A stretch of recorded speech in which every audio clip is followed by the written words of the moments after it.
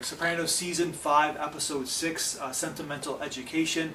This is the rise and fall of both Carmela and Tony B, whereas like Tony, this is not his main storyline, where basically Tony's in the background of like both of this entire episode, whereas like Carmela is like finally getting back on her feet and showing the whole romance between the guidance counselor and like she has sex with somebody else and about like how this guy might be good for him in a sense. And then the whole Tony B thing where he's like trying to go clean during the whole season, and basically he's finally gets a break and he can do the massage thing, and like he's finally going to become his own man, just like Carmela's finally going to become his own woman.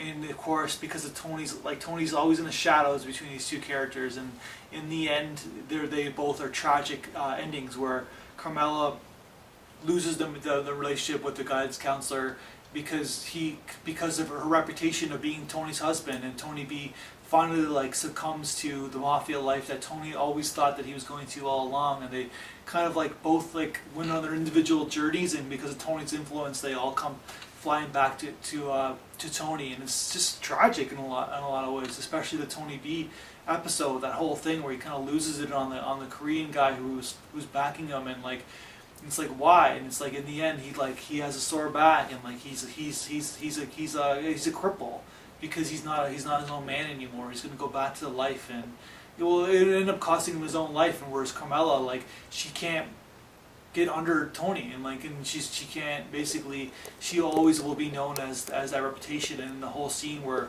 she's telling her dad about what the problem is, and her dad just like walks out of the room, like she had no mentor growing up, she had nobody to talk to growing up.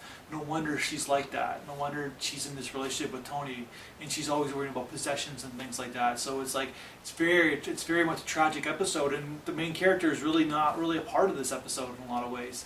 He stands back, but at the same time, he's always there. He's always, just like the season 1 title, The Two Tonys, he's always in the shadows. Very good episode. That's my review.